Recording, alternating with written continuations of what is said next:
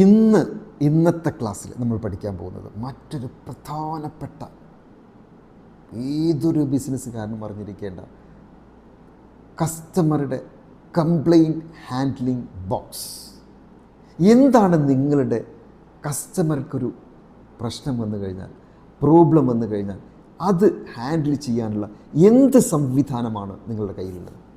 നിങ്ങൾക്കറിയോ, എക്സിസ്റ്റിംഗ് കസ്റ്റമറെ നമ്മൾ നിലനിർത്തുന്നതാണ് കഴിഞ്ഞ ക്ലാസ്സുകളിലൊക്കെ നമ്മൾ പഠിച്ചുകൊണ്ടിരിക്കുന്നത്. അതിന് ഒരു സെറ്റപ്പ്, എന്ത് സെറ്റപ്പാണ്, പ്രോബ്ലം സോൾവിങ് സെറ്റപ്പാണ്. ആ കസ്റ്റമർക്കൊരു ഇഷ്യൂ വരുമ്പോൾ എന്തൊക്കെ നമ്മൾ ചെയ്യണമെന്നാണ് ഇന്ന് പഠിക്കുന്നത്. റെഡിയാണോ? 5 കാര്യങ്ങളാണ് ശ്രദ്ധിക്കേണ്ടത്. 5 കാര്യങ്ങൾ. Complaint handling box. Customer complaint handling box. Ready?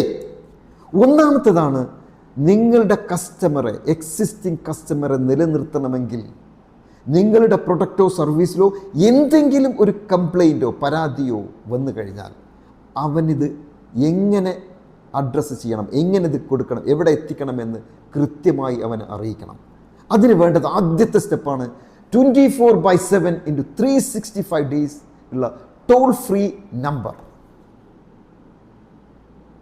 എങ്ങനെ? 24/7 × 365 ടോൾ ഫ്രീ നമ്പർ. എപ്പോൾ വിളിച്ചാലും അവനെ കിട്ടണം. അവൻ്റെ പരാതി, അവൻ്റെ വെന്റിലേറ്റ് ചെയ്യണം അവൻ്റെ പ്രശ്നം.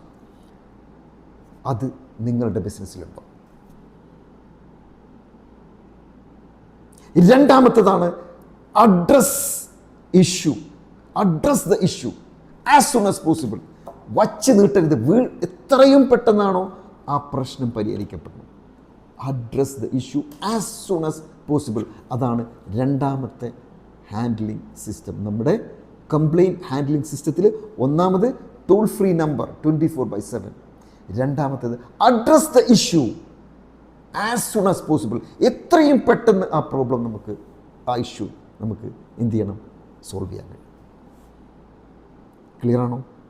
മൂന്നാമത്തേതാണ് ആക്സെപ്റ്റ് ദ മിസ്റ്റേക്ക്. പലപ്പോഴും നമ്മുടെ പ്രൊഡക്റ്റോ സർവീസിൻ്റെയോ ഒരു മിസ്റ്റേക്സോ അല്ലെങ്കിൽ നമുക്കത് അക്സെപ്റ്റ് ചെയ്യാൻ പറ്റില്ല.